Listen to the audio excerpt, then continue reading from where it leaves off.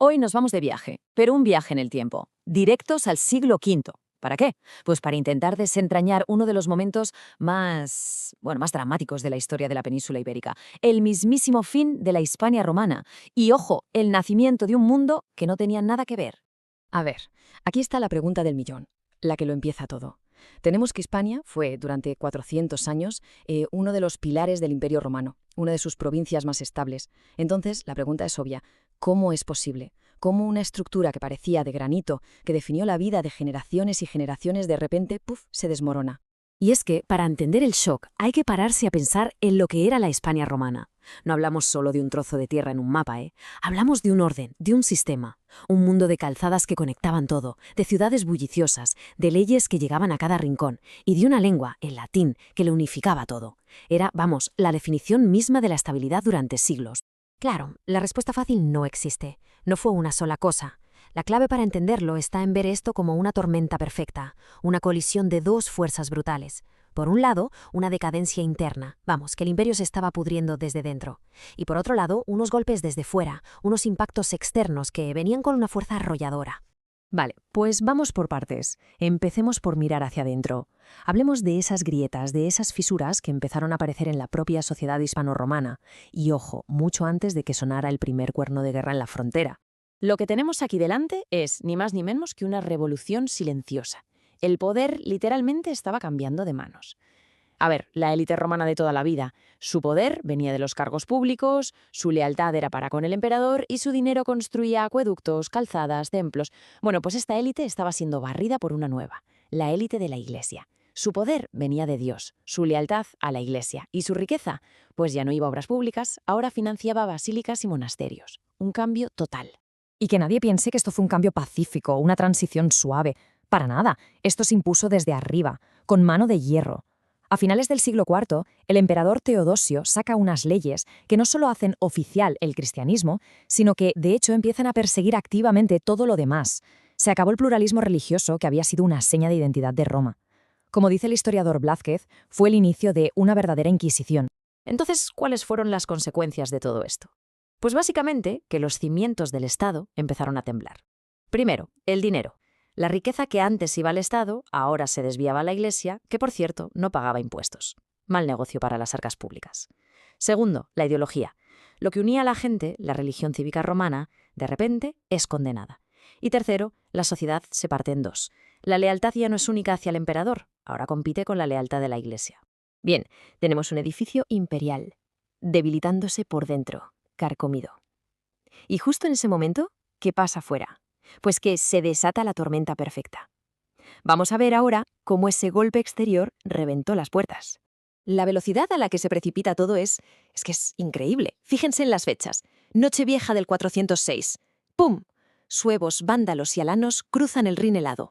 Casi al mismo tiempo, en Roma se están peleando por el poder y retiran las legiones que defendían la Galia e Hispania. El resultado, para el 409, la puerta de los Pirineos está abierta de par en par, sin nadie que la defienda. Y claro, entraron. Solo 2 años después, en el 411, ya se habían repartido la península con un tratado y todo. ¿Alucinante? Y este fue el resultado inmediato. El mapa de España, tal y como se conocía, deja de existir. Se acabó la unidad política romana. El territorio se fractura por completo. Los suevos en el noroeste, en Galicia. Los vándalos se reparten, unos en el sur, en la Bética, y otros también en Galicia. Y los alanos, que eran los más fuertes, se quedan con todo el centro, Lusitania y la cartaginense.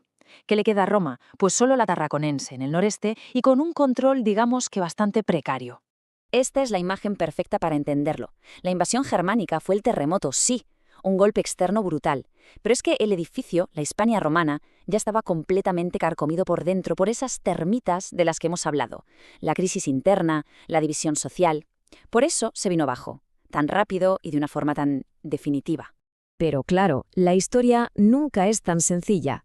Cuando parecía que el nuevo mapa ya estaba dibujado, entra en escena un nuevo jugador, un actor que va a cambiar las reglas del juego por completo. Y sí, hablamos de los visigodos. La estrategia de los visigodos es, sinceramente, una jugada maestra de la política, un movimiento de ajedrez genial.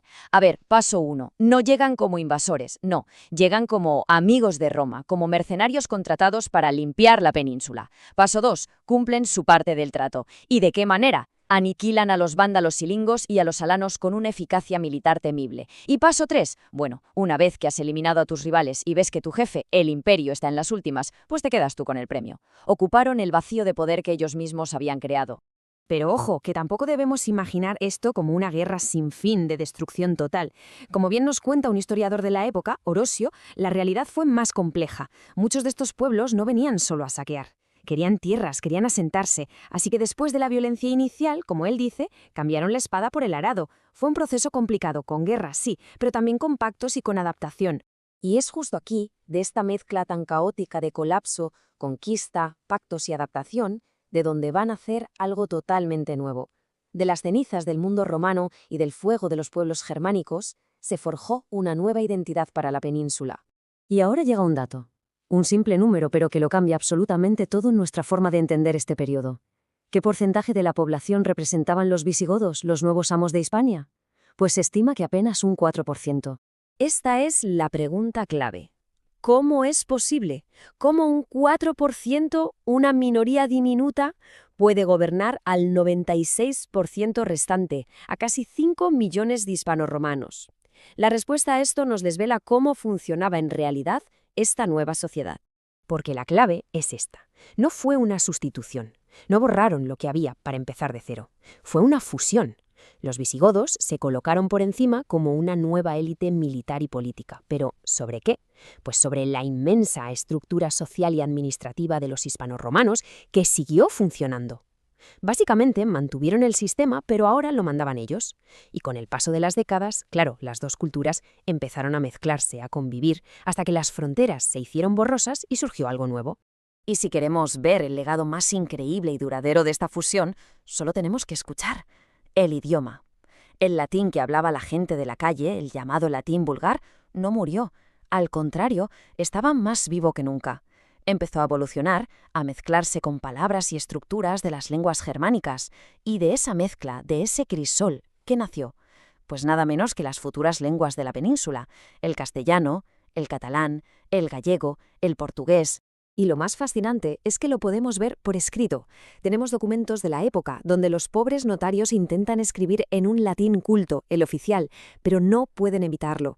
Se les cuelan constantemente palabras y expresiones del idioma que la gente de verdad hablaba en la calle. Es como ver una fotografía del momento exacto en el que estaban naciendo nuestras lenguas. Un testimonio increíble. Así que volvemos a la pregunta del principio, pero con una nueva perspectiva. ¿Hablamos de la caída de Roma o sería más exacto hablar de una transformación? Una transformación, desde luego, brutal y caótica, pero también, y esto es lo importante, increíblemente fértil. Una que sentó las bases de lo que con el tiempo llegaría a ser la península ibérica. Como hemos visto, la historia casi nunca es un final, sino más bien un nuevo y complicado comienzo.